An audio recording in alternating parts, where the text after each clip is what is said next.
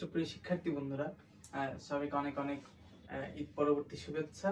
তো অনেকদিন হয়ে গেছে আমরা অনলাইন ক্লাসে বাইরে ছিলাম। তো আজকে তোমাদের আমি কথা দিয়েছিলাম তোমাদের আজকে একটা উপসর্গ নিয়ে ক্লাস নেবো, খুব ছোট্ট একটা ক্লাস নিবো। আশা করি তোমাদের জন্য অনেক উপকারের হবে আর কি। দেখো, আমরা ব্যাকরণ আজকে আলোচনা করবো উপসর্গ ব্যাকরণের। আমি তোমাদের বলেছিলাম ব্যাকরণের 4টি আলোচ্য বিষয়, তার মধ্যে উপসর্গ আলোচনা করা হয় শব্দ বা রূপতত্ত্বে। আচ্ছা দেখো, উপসর্গটা আসলে কি? আচ্ছা, উপসর্গ কোনো শব্দ নয়। হ্যাঁ, উপসর্গ কি কোনো শব্দ নয়, ঠিক আছে। উপসর্গ একটা হচ্ছে অব্যয়সূচক শব্দাংশ। হ্যাঁ, অব্যয়সূচক শব্দাংশ। আচ্ছা, তোমরা যারা হায়ার সেকেন্ডারি পরীক্ষার্থী আছো, তো তাদের খুব কমন একটা কোশ্চেন আর কি, খুব কমন কোশ্চেন আসে উপসর্গ থেকে। অনেকে দেখো ওই উপসর্গ বা সমাজ থাকে, সেখানে অনেক শিক্ষার্থী করে কি সমাজ ব্যতীত উপসর্গ অ্যান্সার করে, কারণ উপসর্গটা অনেকটাই সহজ। দেখো, একটা কোশ্চেন বারংবার আসে বোর্ড পরীক্ষায়, উপসর্গের অর্থবাচকতা নেই কিন্তু অর্থদ্বৈতিকতা আছে। অর্থদ্বৈতিকতা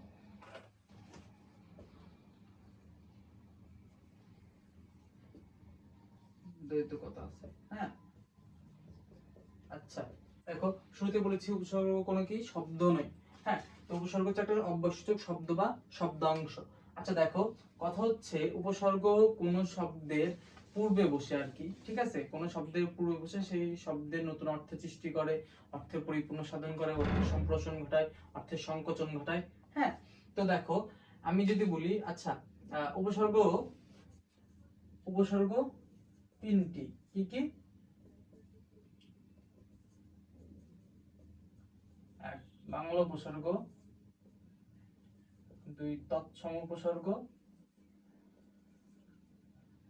তিন, বিদেশি উপসর্গ।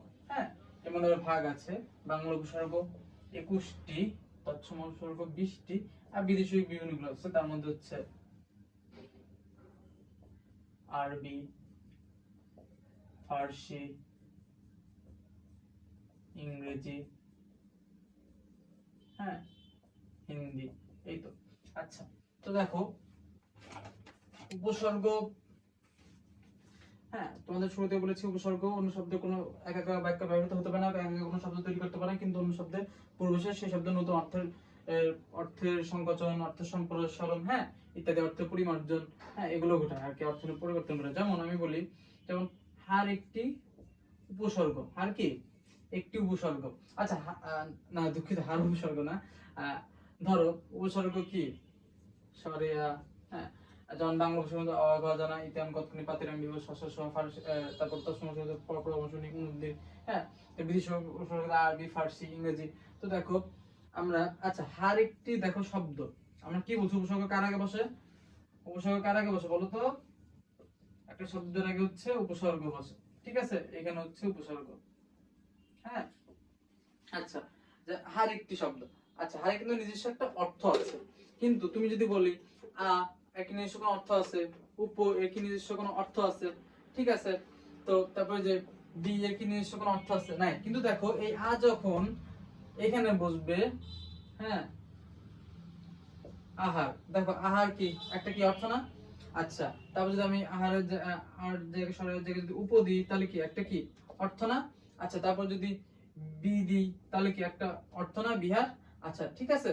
তো কথা হচ্ছে যে অব্যয় বা অব্যয়সূচক শব্দাংশ কোন শব্দের পূর্বে বসে সে ওই শব্দের নতুন অর্থের সংকোচন, সম্প্রসারণ ঘটায়, তাই কি উপসর্গ বলে। আচ্ছা, যেমন কাজ, হ্যাঁ, কাজ কি একটা অর্থের সামনে যদি আমি অপসর্গ যুক্ত করি, তাহলে কি হবে? অকাজ। হ্যাঁ, তারপর দেখো এই অকাজটা কি অর্থে কি সংকোচন ঘটাইছে। হ্যাঁ, এই তো। আচ্ছা, এবং তোমাদের বললাম বাংলা উপসর্গ 21টি, তৎসম 20টি, বিদেশি হচ্ছে আর ইংরেজি, ফার্সি, এগুলো। আচ্ছা, এর মধ্যে বাংলা এবং তৎসম কি, বাংলা প্লাস তৎসম উপসর্গের মধ্যে 4টি উপসর্গ মিল রয়েছে। 4টি উপসর্গ কি, সেগুলো কি কি দেখো তো? আশু, বিনি, হ্যাঁ, আশু, বিনি। আচ্ছা, অনেকে অনেক সময় বলে যে হচ্ছে বাংলা শব্দের সাথে যে উপসর্গ যুক্ত হয় আশু, বিনি চারটা, সেটা হচ্ছে বাংলা মানে সেটা হচ্ছে বাংলা উপসর্গ, আর হচ্ছে যেটা হচ্ছে তৎসম শব্দ বা সংস্কৃত শব্দের সাথে যেটা যুক্ত হয় সেটা হচ্ছে কি তৎসম উপসর্গ। কিন্তু এত তোমাদের হাজার হাজার শব্দ আছে, হাজার